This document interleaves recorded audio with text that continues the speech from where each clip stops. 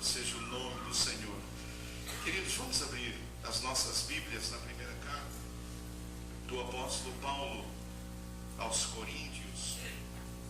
Primeira carta de Paulo aos Coríntios, capítulo 11, versos 23 até ao versículo 26. Texto onde o apóstolo Paulo fala sobre uma experiência que ele teve com Deus. E nesta experiência com Deus, então o Senhor trouxe uma revelação ao seu coração.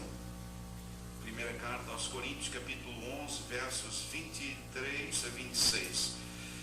O apóstolo Paulo, ele diz: porque eu recebi do Senhor o que também vos entreguei, que o Senhor Jesus, na noite em que foi traído, tomou pão, e havendo dado graças, o partiu e disse: isto é o meu corpo que é por vós.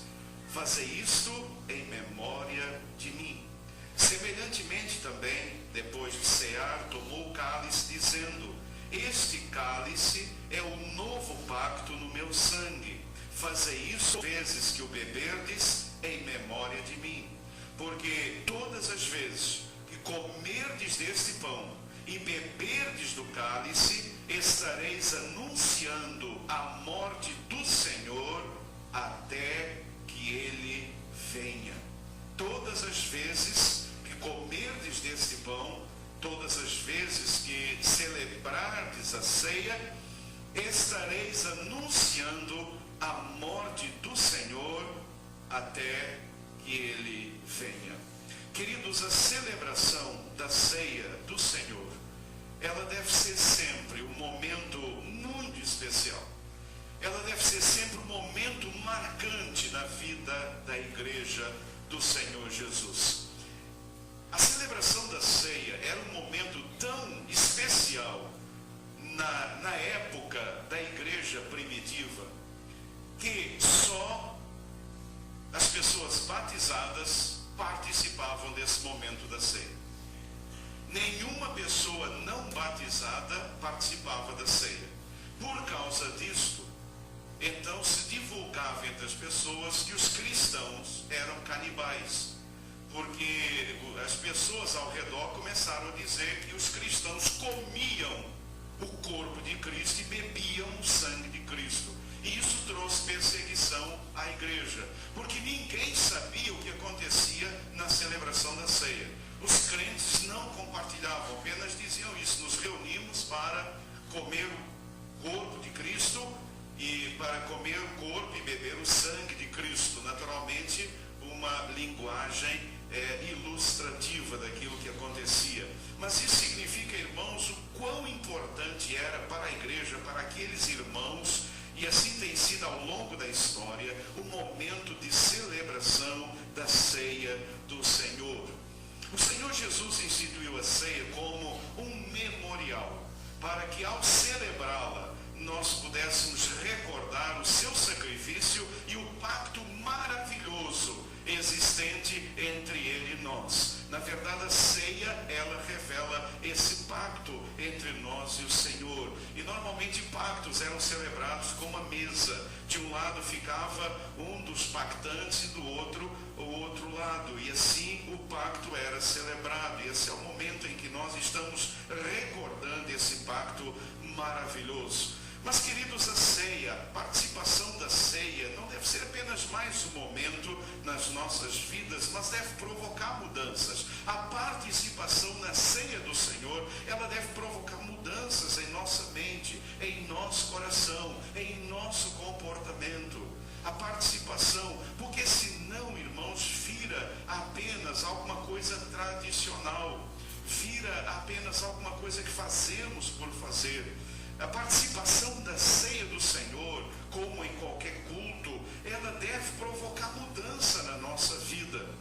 Deve provocar mudança na nossa vida. Por isso eu creio que nesta manhã, eu creio, irmãos, que a participação da ceia, ela deve avivar em nós alguns sentimentos preciosos que eu gostaria de compartilhar com os amados e queridos irmãos nesta manhã. A participação da ceia, então, ela deve provocar em mim, provocar em você um um avivamento espiritual. E por isso o tema que eu quero compartilhar com vocês nesta manhã é exatamente esse: avivados pela ceia do Senhor. Falamos muitas vezes em avivamento. Irmãos queridos, que momento mais propício do que esse para provocar um avivamento espiritual na minha vida? A ceia, o culto de ceia, o momento de ceia deve ser um momento em que devemos ser avivados profundamente pelo Senhor em nossas vidas. Então esse é o tema que eu quero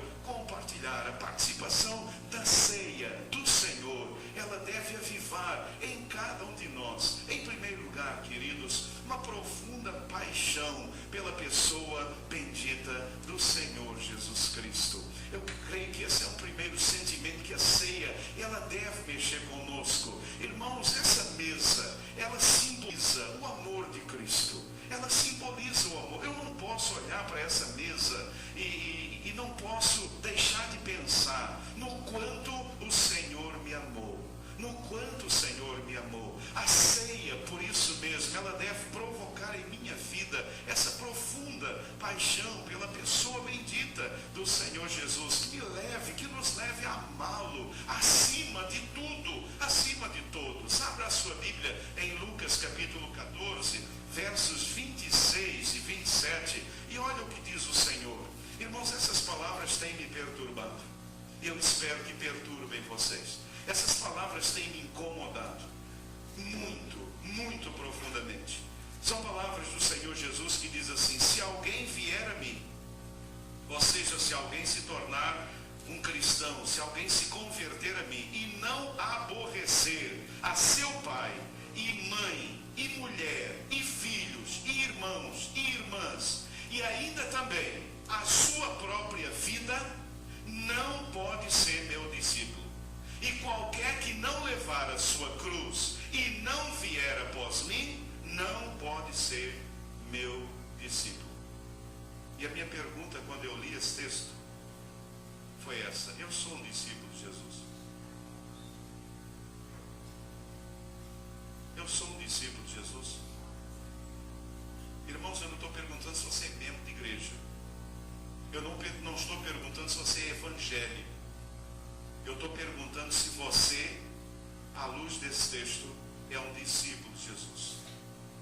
E eu quero dizer a vocês que eu engasguei. Porque o texto, ele me lembra algumas verdades. Esse texto me leva a questionar se eu realmente amo o Senhor acima daqueles que mais amo e mais estimo. Será que eu amo o Senhor acima destes? Será que eu amo o Senhor acima daquilo que eu mais desejo? Acima daquilo que eu mais prezo? Será que verdadeiramente eu amo ao Senhor do jeito que Ele deseja ser amado? Não do jeito que eu amo ou quero amar, mas do jeito que Ele quer ser amado. Se alguém vier a mim e não aborrecer a seu pai, a sua mãe. E aqui o aborrecer não é no sentido que você não vai amar seu pai e sua mãe. O sentido aqui é de que você ama tanto o Senhor, que o amar o pai e a mãe parece ter um aborrecimento. Amar mulher, filhos, irmãos, irmãs e ainda a própria vida não pode ser meu discípulo. E qualquer que não levar a sua cruz e não vier após mim, não pode ser meu discípulo. Irmãos, eu creio que nesta manhã o Senhor Jesus nos desafia a amá-lo desta forma. E eu gostaria que cada um de vocês, nesta manhã, eu inclusive, nós pudéssemos perguntar ao Espírito Santo de Deus: Senhor, será que eu estou amando o Senhor acima de tudo, acima de todas as coisas? Senhor, que amor eu tenho pelo Senhor? Senhor, que qualidade de amor eu tenho pelo Senhor? A ceia é esse momento. Irmãos, não é ser religioso, não é ser religioso, não é ter uma religião, não é frequentar uma igreja, não é fazer um serviço religioso, não é participar de atividade de igreja, é amar o Senhor, é amá-lo, amá-lo. Será que o amamos? Mas essa profunda paixão pelo Senhor, ela deve nos a viver para a honra e para a glória do Senhor. Abra lá 2 Coríntios 5,15 e veja esse texto, outro texto, irmãos, que causa um profundo impacto na nossa vida. 2 Coríntios 5,15, ele morreu por todos, para que os que vivem não vivam mais para si, mas para aquele que por eles morreu e ressuscitou. Irmãos, o que a palavra de Deus nos diz é que o Senhor morreu, e a ceia nos lembra a morte do Senhor por nós, para que eu agora, eu viva não mais para mim mesmo. Aliás, a Bíblia diz: aquele que quiser salvar a sua vida, aquele que vive só para si, perdê-la-á. Mas aquele que perder a vida por amor do Senhor, esse ganhá-la-á. E aqui, irmãos queridos, o que eu preciso refletir é isso. Eu estou vivendo uma vida de completa submissão. Mas mais do que completa submissão, eu tenho prazer em me submeter ao meu Senhor. Eu estou vivendo uma vida de completa dedicação, consagração ao meu Senhor. Irmãos, é isso mesmo, é uma vida de completa submissão. É uma vida de completa consagração. É uma vida em que o meu prazer é ser submisso à vontade do Senhor. O meu prazer é ser consagrado, dedicado ao Senhor. É isso que pulsa no meu coração. Aquilo que faço, eu faço porque eu amo verdadeiramente o Senhor. A minha vida cristã não é pautada pelo medo de fazer isso ou não fazer aquilo, mas a minha vida é pautada por esse amor profundo pelo Senhor Jesus. Eu não quero fazer nada que desagrade a esse amor. Eu não quero fazer nada que macule esse amor pelo Senhor.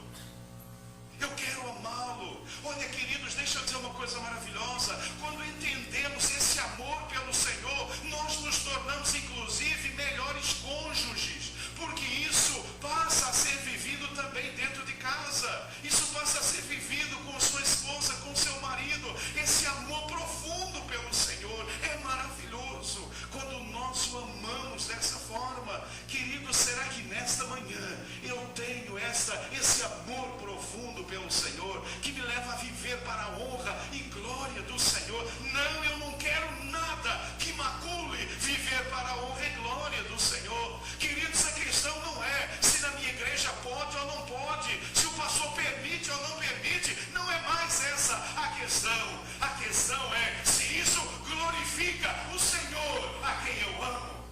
Essa é a razão. Essa é a razão da minha vida. Eu não vivo mais seguindo regrinhas de homens. A questão não é mais se pode ou não pode, se faz ou não faz. A questão, ela é muito mais profunda. Senhor, eu não quero fazer nada que desagrade o teu coração. Senhor, o desejo da minha alma é viver para que o Senhor tenha prazer na minha vida. Esse é o meu filho amado e nele eu tenho prazer. Irmãos, o grande sonho da nossa vida seja este: que o Senhor tenha prazer, que o meu prazer seja dar prazer ao Senhor, que o meu prazer seja dar prazer ao Senhor. Irmãos, é revolucionária essa mensagem. É diferente de tudo que nós temos visto e ouvido. É colocar isso em prática, é viver na submissão. Se isso não agrada ao Senhor, eu não quero, eu não vou fazer.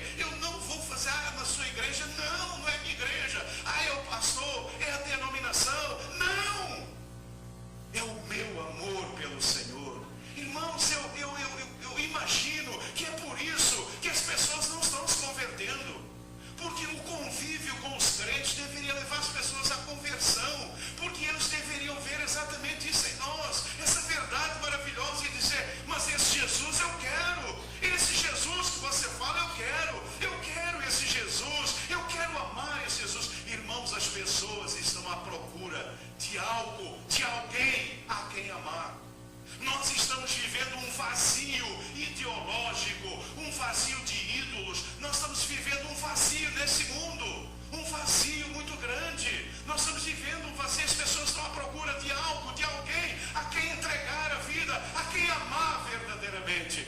alguém é a pessoa bendita do Senhor Jesus. E nós o conhecemos e muitas vezes não o amamos com a profundidade que o Senhor deseja ser amado. Irmãos, eu abro mão de tudo pelo Senhor. O meu desejo agora é fazer a vontade do Senhor, é ser dedicado, é ser consagrado ao Senhor. O meu desejo é fazer aquilo que agrada o coração do Senhor, porque eu tenho experimentado uma profunda paixão por aquele que deu a sua vida por mim. A ceia do Senhor, queridos, é esse momento que deve nos levar a avivar em mim, a avivar em você essa profunda paixão pelo Senhor. Mas a participação na ceia, ela deve avivar em cada um de nós, em segundo lugar, queridos, uma profunda paixão pelos nossos irmãos. Irmãos, nós estamos tendo problemas sérios nessa questão. Nós estamos tendo problemas sérios nessa questão de irmãos. Irmãos, essa paixão que nos leva a ajudar uns aos outros com carinho. Abra sua Bíblia lá em Gálatas 6, capítulo 2, capítulo 6, verso 2 e depois o verso 5. Veja o que diz lá a palavra de Deus. Irmãos, é Bíblia, é a palavra de Deus. Gálatas 6, 2 e 6, 5 diz assim: levai os fardos uns dos outros, e assim cumprireis a lei de Cristo, porque cada qual levará a sua própria carga. Interessante, são dois textos diferentes. O primeiro diz: levai os fardos uns dos outros, e assim cumprireis a lei de Cristo. Mas o verso 5 diz: cada qual levará a sua carga. É interessante porque isso é para acabar com os espertinhos, né? Para acabar com o crente espertinho que fica reclamando. Irmãos, esse texto não me dá direito a reclamar do outro. Não é isso que o texto diz. Cada um tem uma carga que leva. Agora, o que eu devo fazer é ajudar o meu irmão a levar o seu próprio fardo. E isso significa ajudarmos as pessoas, nossos irmãos, a enfrentar as aflições, as tribulações, ajudar espiritualmente, orarmos uns com os outros, nos fortalecermos, lermos a Bíblia uns com os outros. Isso é amor aos irmãos, nos ajudarmos uns aos outros a superar desafios, lutas, escassez, desemprego, ajuda material. Às vezes existe um momento em que a pessoa está precisando e ali está o irmão ajudando aquele outro irmão que está lá passando pela luta. Então essa paixão, ela deve existir, paixão pelos irmãos. A ceia nos lembra um fato maravilhoso. A ceia nos lembra de que nós somos irmãos. É a ceia, é o amor de Cristo que nos torna irmãos uns dos outros. Nós somos irmãos uns dos outros. E o Senhor espera que nós tenhamos, então, essa paixão pelos outros. E essa paixão pelos outros, irmãos, que nós hoje transferimos para uma instituição chamada igreja, que eu não sei muito bem o que é. Por exemplo, eu não sei o que é que a pessoa quer dizer, mas assim: pastor, a igreja já visitou alguém? Já visitou fulano? Eu nunca sei o que é que a pessoa está querendo dizer quando ela diz assim: pastor, a igreja já, a ideia que eu tenho é uma casinha com pernas, e essa casinha com pernas vai lá visitar a pessoa, tá? A casinha com pernas é a igreja. Mas o pior é que eu desconfio que essa imagem minha está errada. Eu desconfio que quando a gente fala igreja, a gente está se referindo ao pastor da igreja. Eu desconfio, não tenho certeza, mas eu tenho uma desconfiança. Eu tenho uma desconfiança. O que a Bíblia fala é que é irmão com irmão. Mas hoje nós estamos na época da terceirização. A gente hoje paga para não fazer. Não é verdade? A gente paga para não fazer. A gente paga para os outros fazer. Então, na verdade, o crente, ele usa um pouco aquele expediente que os judeus usavam lá com a lei do Corban. Já ouviram falar na lei do Corban? A lei do Corban era muito interessante, né? Os filhos eram obrigados a suprir os pais mais velhos. Mas, se eles chegassem e dissessem assim: olha, o que eu ia dar para vocês, pais, eu oferecia ao altar do templo. Ele estava desobrigado. Ou seja, é esperteza espiritual. Irmãos, tem esperteza para tudo. Então tem o pessoal que dá até volta em Deus. Quer dizer, as pessoas dão volta em todo mundo, né? E nós cristãos fazemos o mesmo, né? Então a gente, para pular fora das nossas obrigações com os nossos irmãos, a gente diz assim: mas a igreja, e às vezes a pessoa fica muito brava, ela liga brava pra caramba: a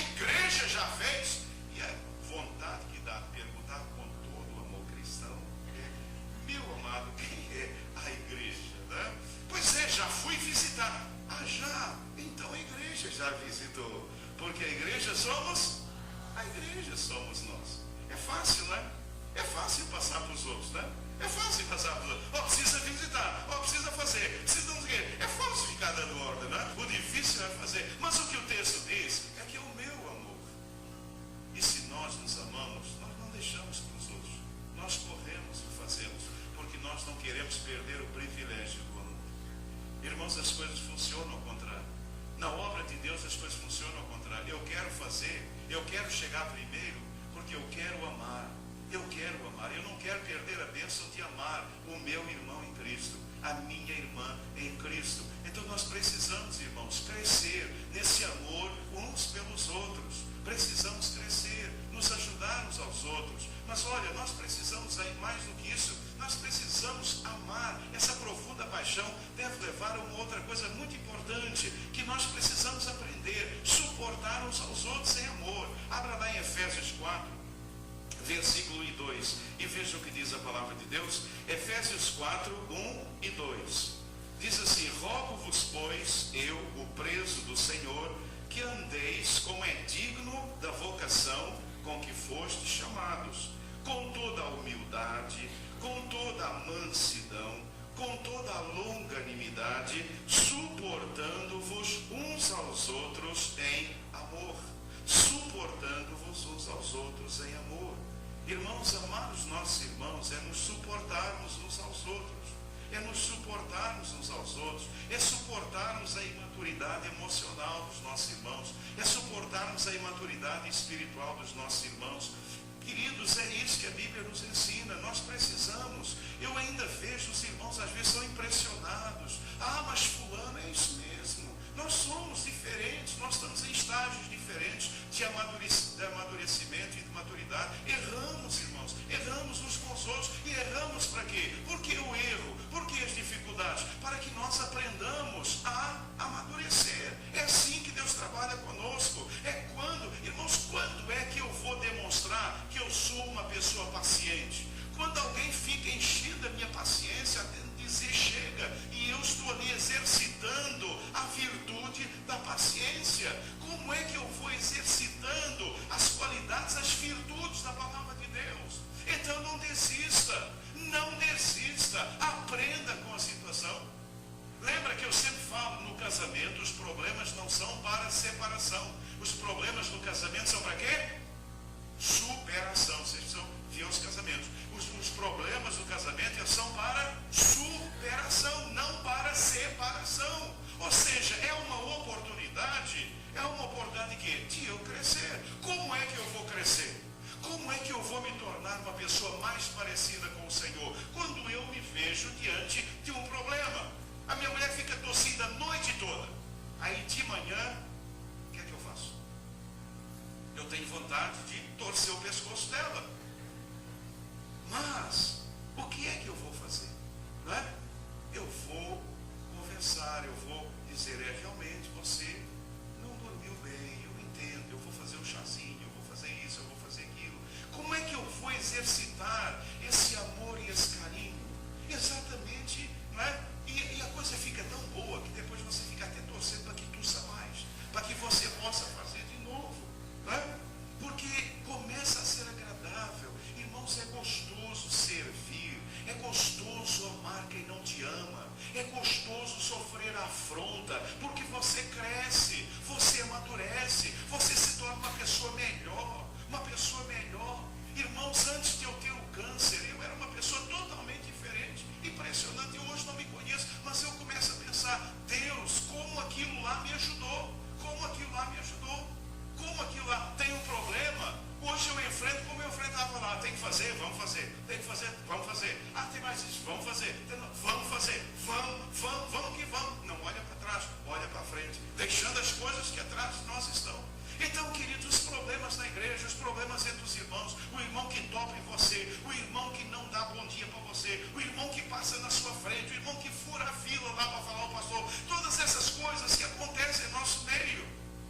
É para quê? É para que nós possamos amadurecer. Então eu preciso amar os meus irmãos, eu preciso aprender a suportar o meu irmão até que ele cresça, até que ele amadureça. A gente não faz isso com a criança.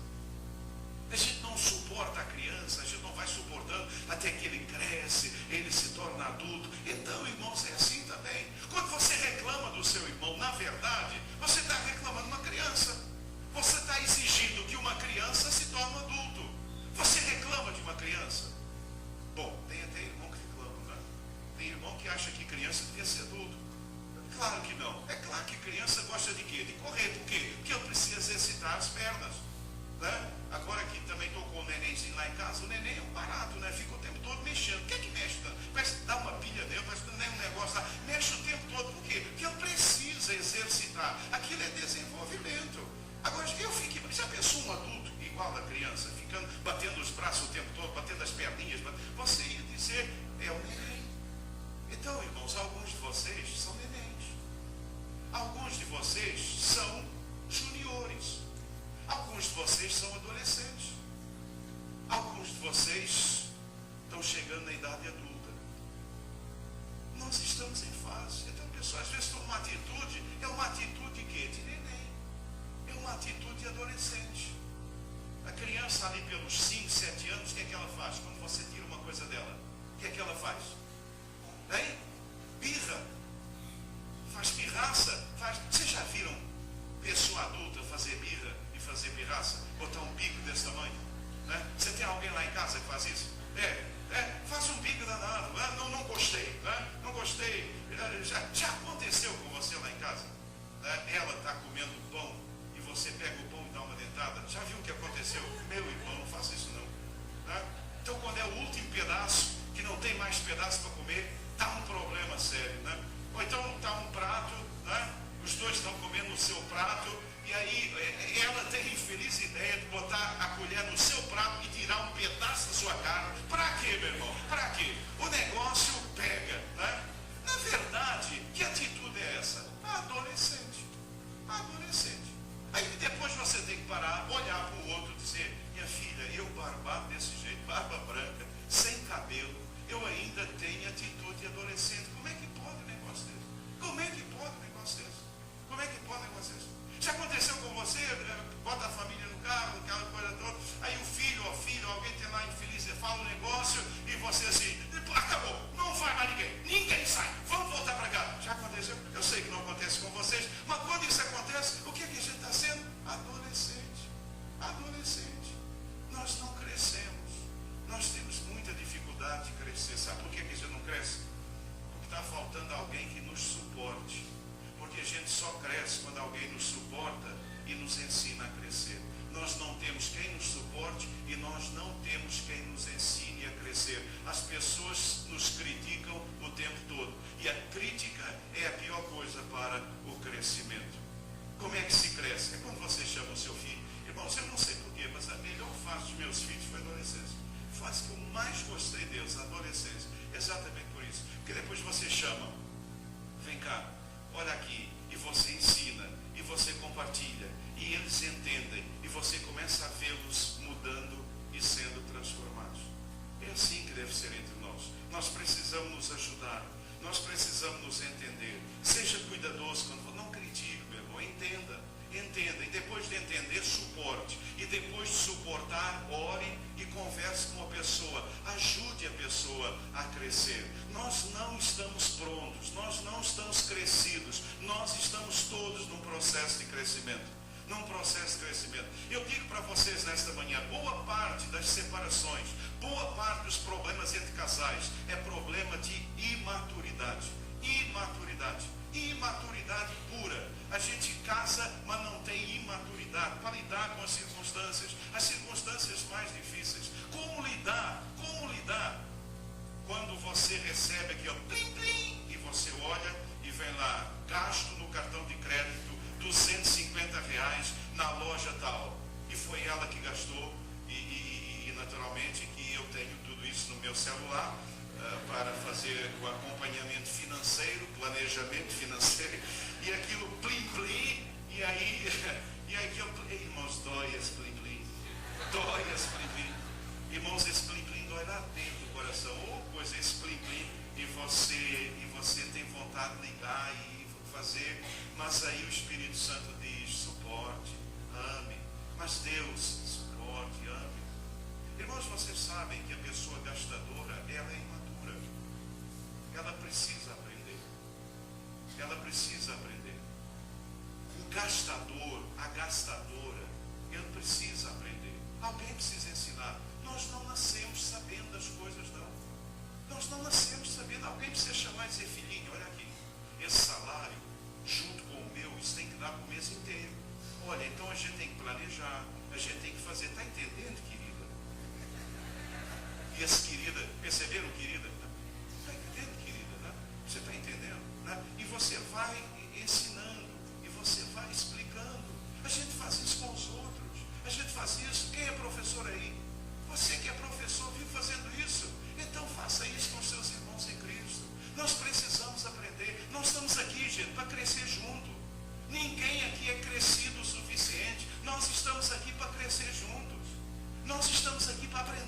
os outros. Nós estamos aqui para nos abençoar uns aos outros. Nós estamos aqui não para nos criticar e nos morder uns aos outros, mas para nos ajudarmos, nos abençoarmos uns aos outros. Querido, olha, dessa forma é melhor, tenta dessa forma. E como é bom crescermos juntos. É maravilhoso. E é isso que o Senhor espera das nossas vidas. Então, a participação da ceia, ela deve avivar em nós esse desejo maravilhoso de nos amarmos, estarmos juntos uns com os outros. Os grupos pequenos, os GAPs, os grupos de apoio e pastoreio, eles se prestam muito exatamente a isso. Você está com um grupo menor, ali você pode compartilhar, ali você pode ser orientado, abençoado, alguém pode dar uma direção e uma orientação para você. Mas a participação na ceia, ela deve avivar em cada um de nós uma profunda paixão pelos perdidos. Jesus morreu por nós quando nós éramos ainda pecadores perdidos, e essa profunda paixão que nos leva a sentir devedores em relação aos não nascidos de novo. Veja o que diz lá em Romanos, capítulo 1, verso 14. Olha o que diz o apóstolo Paulo: eu sou devedor, tanto a gregos quanto a bárbaros, tanto a sábios como a ignorantes. Eu sou devedor. Irmãos, o que é que me leva a ser devedor? É o amor pelas pessoas. É o amor pelas pessoas. Irmão, sabe o que me ajudou? Quando eu estava preparando essa mensagem, o Senhor me lembrou disso. Filho, eu amei você quando você era ainda um pecador. Irmãos, sabem, nós temos tanta dificuldade em nos sentir devedores em compartilhar as boas novas do Evangelho, devedores em testemunhar do poder do Evangelho que transformou a minha própria vida. Eu sou devedor. Irmãos, amar as pessoas, eu sou devedor, eu tenho uma dívida para com as pessoas ao meu redor. Não é uma opção, não, gente. Não é uma opção. Não é uma questão de vocação ou de dom. Eu sou devedor. Eu sou devedor, eu tenho uma dívida. Quando eu ando pela rua, eu preciso lembrar, eu tenho uma dívida. Eu tenho uma dívida que eu preciso pagar. E a dívida é com aqueles que ainda não nasceram de novo. E a dívida é compartilhar as boas novas do Evangelho. A dívida é testemunhar do poder do Evangelho, que o Evangelho fez na minha vida. Testemunhar isso com as pessoas ao meu redor. Irmão, você está pagando a sua dívida? Você está sentindo devedor? Uma coisa que nós precisamos, irmãos, é não criticar as pessoas. Não, está desse jeito porque é um pecador. Não faça mais isso. Isso não vem de Deus. O Senhor não nos mandou para criticar as pessoas. Também do jeito que fez, só podia dar isso. Não. Quando as pessoas vinham a Jesus, o Senhor Jesus não ficava acusando. Quando aquela mulher foi jogada diante de Jesus, apanhada em adultério, Jesus não ficou dizendo: também você é uma adúltera, o que é que você queria? Você tem mesmo que pagar por isso. Não, Jesus não falou nada disso. Jesus olhou para ela. Jesus a amou. Jesus amou uma mulher apanhada em adultério, que aqueles fariseus danados, né?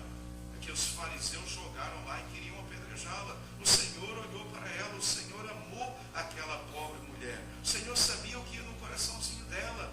É amor pelos perdidos, irmãos. É amor. Eu estou desconfiado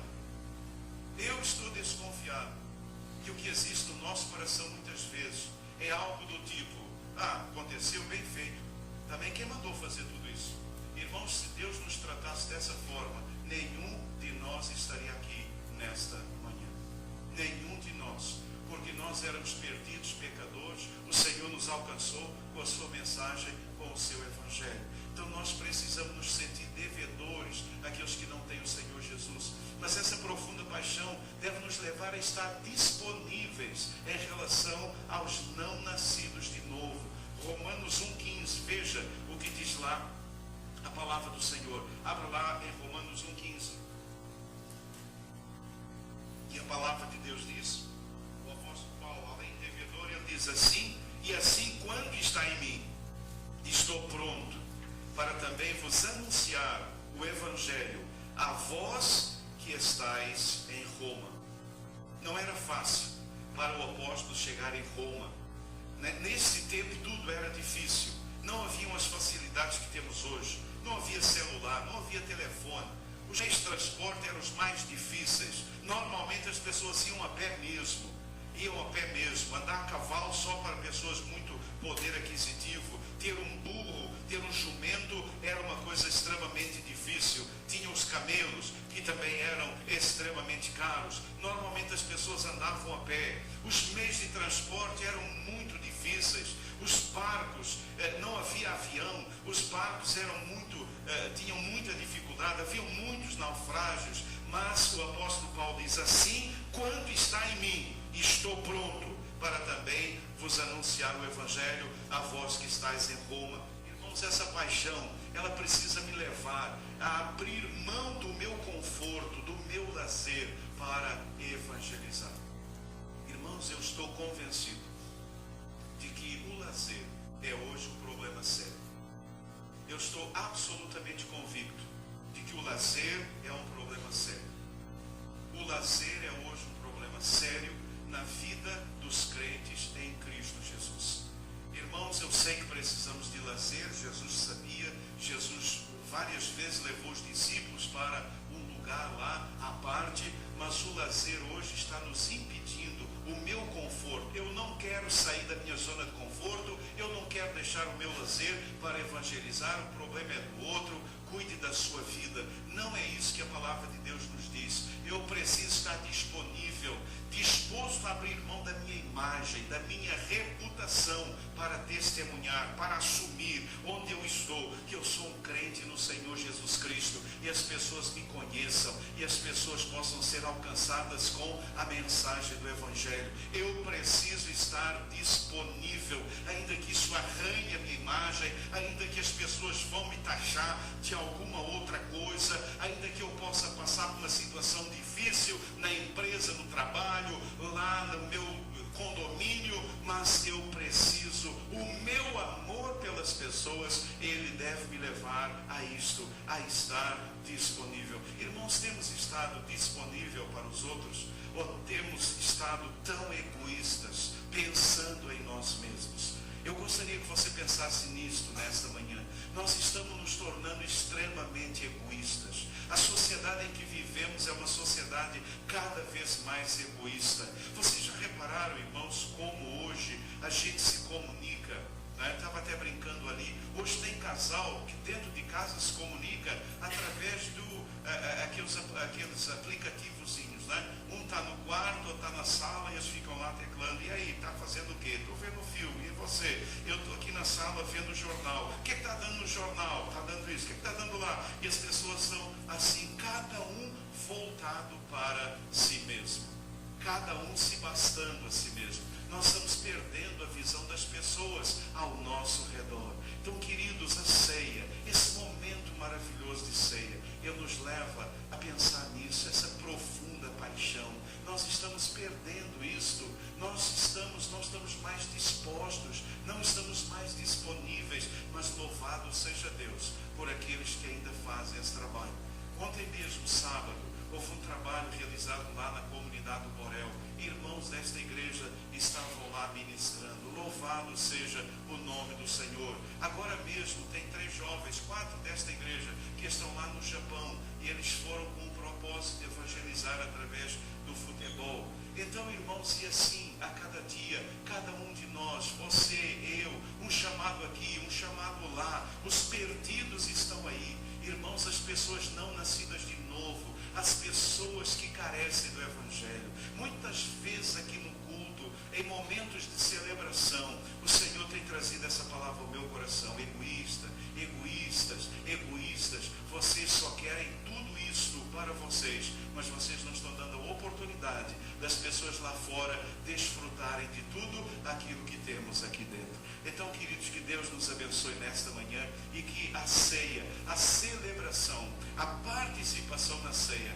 ela possa avivar em cada um de nós o quê? Uma profunda paixão pelo Senhor Jesus. Depois, uma profunda paixão pelos nossos irmãos. E depois, uma profunda paixão pelos perdidos, aquelas pessoas que ainda não se encontraram com Jesus e por isso estão perdidas de Jesus. Que cada um de nós, nesta manhã, após participar da ceia do Senhor, possa sair daqui apaixonado, mais apaixonado por Jesus, mais apaixonado pelos irmãos, mais apaixonado pelos perdidos. E isso significa mudarmos, mudança, significa você mudar em relação a Jesus.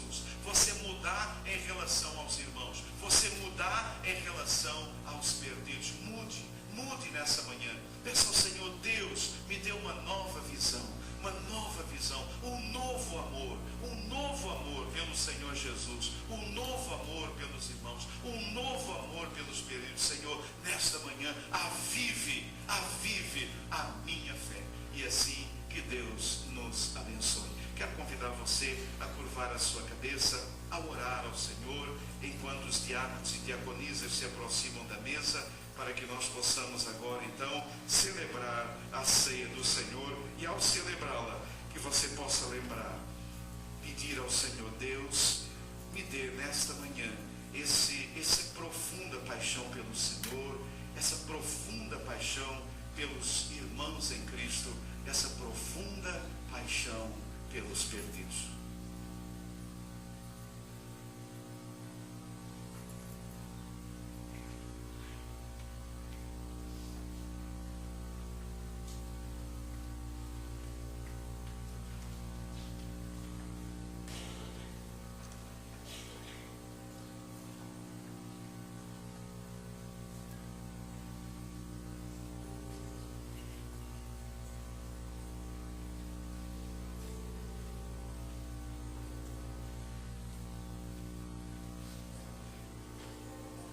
Louvado e bendito seja o nome do Senhor. Queridos, a palavra do Senhor nos lembra que o Senhor Jesus, na noite em que foi traído, ele tomou o pão, ele distribuiu o pão pelos seus discípulos e ele disse: tomai e comei, este pão é o meu corpo que é dado por vós. Fazei isto todas as vezes que o comerdes em memória de mim. E depois de comerem o pão, o Senhor distribuiu o cálice, dizendo: tomai e bebei, este cálice é o meu sangue que é dado por vós. Essa expressão, ela para nós, ela não tem mais tanto conteúdo, ao contrário da cultura judaica, que era uma cultura em que no DNA dos judeus existiam sacrifícios no templo. O povo judeu, ele tinha anos, centenas, milhares de anos em que eles matavam animais. O sangue do animal era derramado. Então, quando Jesus fala do sangue derramado, isso teve um impacto tremendo na mente deles, que não tem mais na nossa. Esses símbolos da nossa cultura, eles não têm mais efeito. Nós não sabemos sequer como é feito o vinho. Poucos de vocês devem ter visto fazer vinho. Aliás, o vinho hoje se faz de uma outra forma, inclusive, né? Mas poucos de vocês devem conhecer um lagar, ou até mesmo ter estado dentro de um lagar com as calças arregaçadas, pisando a uva, esmagando a uva. E a ideia do sangue é essa: uva esmagada, Jesus esmagado pelo meu pecado, Jesus sendo pisoteado e o sangue escorrendo. É doloroso mesmo. Para nós esses símbolos já não têm o mesmo sentido, né? Mas é isso. Este vinho, Jesus, esse cálice, é o meu sangue dado por vocês. Jesus foi moído, Jesus foi pisado por mim. Diante disso, o que eu posso é dizer: Deus, avive em mim essa profunda paixão pelo Senhor. Há um hino cantor que diz: morri na cruz por ti, que fazes tu por mim. Que a ceia possa então gerar essa profunda paixão pelo Senhor, pelos irmãos em Cristo. Nós temos algo em comum, eu e você. Nós fomos lavados pelo mesmo sangue. O que nos faz ser irmãos é que fomos lavados pelo mesmo sangue. Nós somos irmãos em Cristo Jesus. Eu sou ligado a você e você é ligado. O que você faz me atinge. O que eu faço atinge você. Não é que eu queira saber da sua vida, não é que eu queira ter ingerência na sua vida. Não é isso. Você está ligado a mim, eu estou ligado a você. Pelo sangue. Nós temos uma ligação de sangue. Nós estamos ligados pelo sangue. O que você faz me afeta. O que eu faço afeta você. Onde você está, eu estou. Onde eu estou, você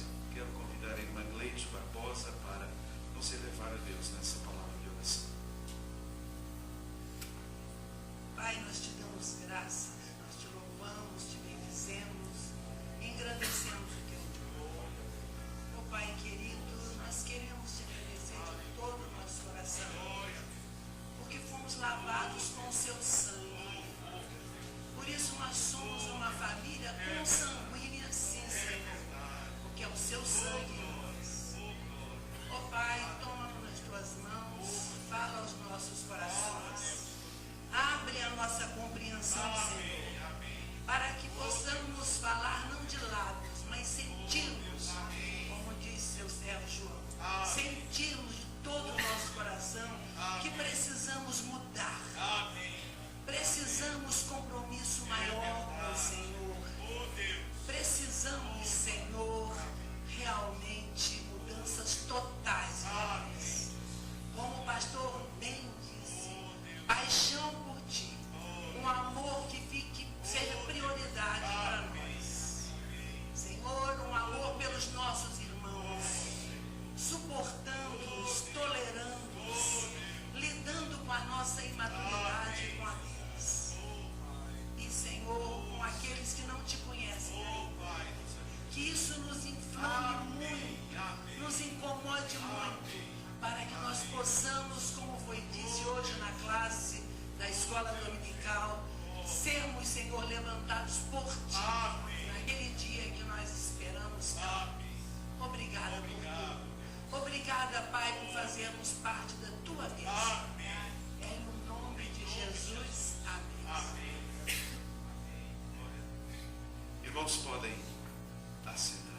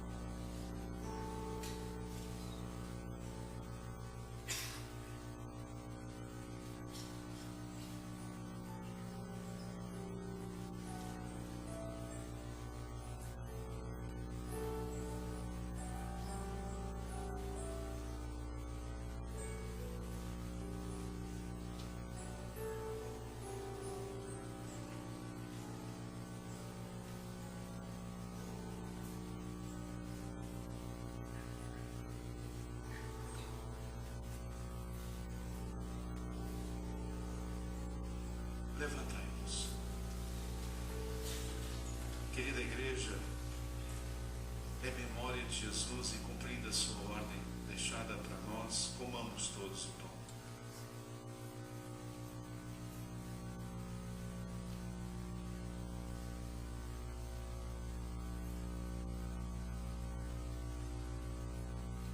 Semelhantemente, depois de haverem ceado, o Senhor distribuiu o cálice, dizendo: tomai, bebei, esse cálice é o novo pacto no meu sangue.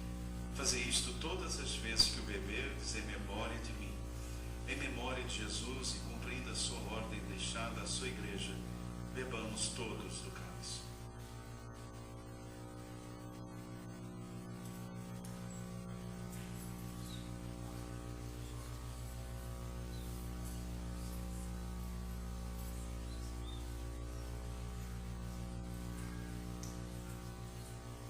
Senhor, te louvamos, te damos graças por esse momento tão maravilhoso.